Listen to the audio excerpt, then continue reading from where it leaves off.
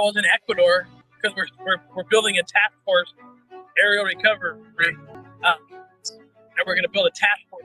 And I went to speak, and two private investigators from Utah showed up at my event. They flew all the way to Ecuador to try to catch me in some lie.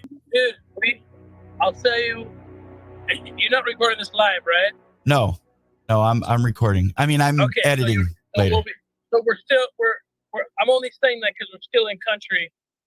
We just finished a huge operation. It's been about 2.5 years in the making.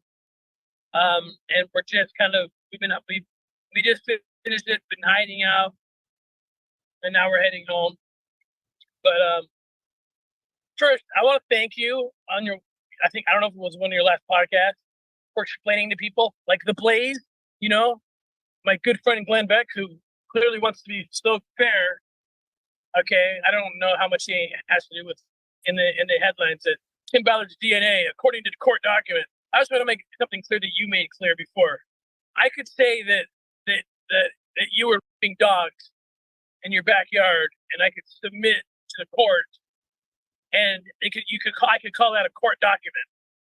So the headline says, according to court documents, Tim's DNA is all over the skirt. So it sounds so official. And then, no one bothers to explain to people. Anyone can make up a court document. I could file anything against anyone and say anything I want. And all these trolls who follow and say, just go read the filing. You got to understand, these women all got together.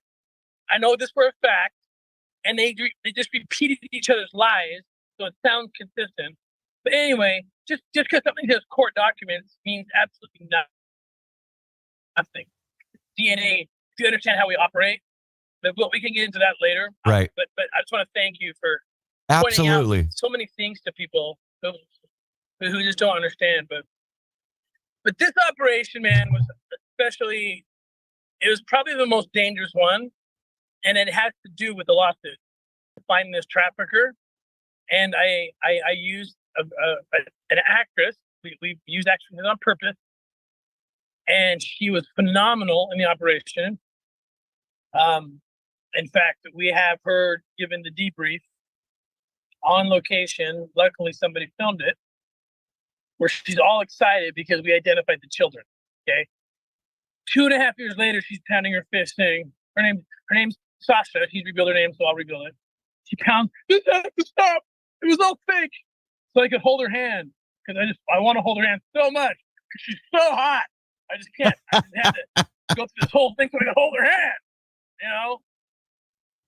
So anyway, this is the sad part of the operation. It was the good news is 2 traffickers arrested, 14 kids pulled out. The youngest was 12. Just think about that. And the other was a 12-year-old. Think how young that is. Yeah. But here's the sad part. This was a major player in the cartel. That's why this was very dangerous. And there's hooks into Baja California, into Cancun. And the Mexicans were working this case for 2.5 years, right? But she comes and files lawsuit and reveals all the details. Okay? She reveals all the details. And so I had experts come say, Tim, you got to drop this case. Like, this is way too dangerous.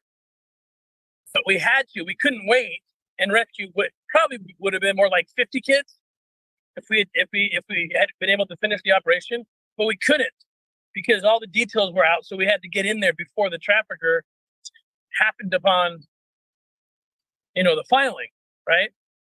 So those children who will never be found and will have a life of rape is 100% blood on the hands of Alan Mortensen, Rasmussen, and